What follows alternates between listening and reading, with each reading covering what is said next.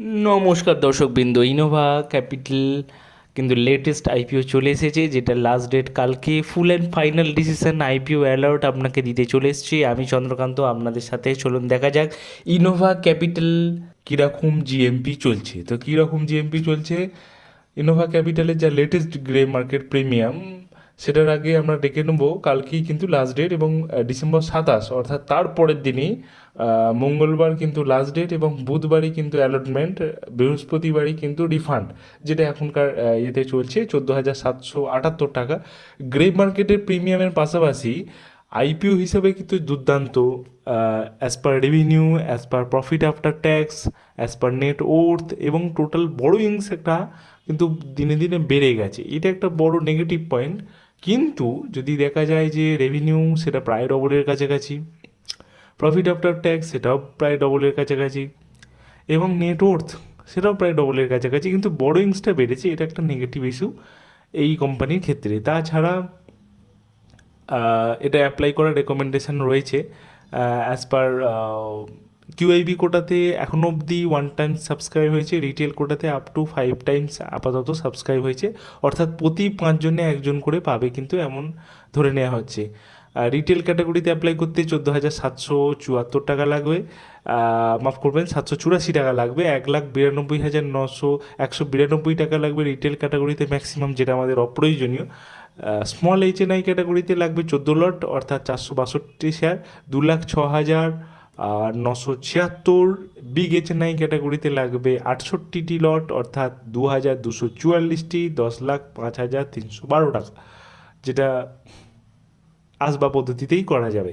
এছাড়া গ্রে মার্কেটের প্রিমিয়াম কিন্তু লেটেস্ট চলে এসছে। গ্রে মার্কেটের প্রিমিয়াম 31% চলছে, যেটা কিন্তু দিনে দিনে কমছে। হ্যাপি ফোরজিংয়েরও কিন্তু বেশ কিন্তু একটা গ্রে মার্কেট প্রিমিয়াম চলছিল, যেটা কিন্তু আগামী দিন অর্থাৎ আগামীকাল যারা যারা পেয়েছেন তারা কিন্তু লিস্টিং হবে, মঙ্গলবারই লিস্টিং হবে। লিস্টিং ডেট যদিও ডিসেম্বর 27, কিন্তু লিস্টিং হবে আগামীকালই। তো এর গ্রে মার্কেটের প্রিমিয়াম এবং মুফতির গ্রে মার্কেটের প্রিমিয়াম, মুফতি জিন্স যেটা কিন্তু ডিসেম্বর 27 হওয়ার কথা, সেটাও আগামীকালই হয়ে যাবে। এবং এদের গ্রে মার্কেট প্রিমিয়াম যেটা চলছে সেটা আপাতত মুফতি ক্ষেত্রে 38%, এবং যেটা হ্যাপি ফোরজিংয়ের ক্ষেত্রে 32%, যেটা কিন্তু অনেকটা গ্রে মার্কেট প্রিমিয়াম কমেছে। 42% গ্রে মার্কেট প্রিমিয়াম চলছিল।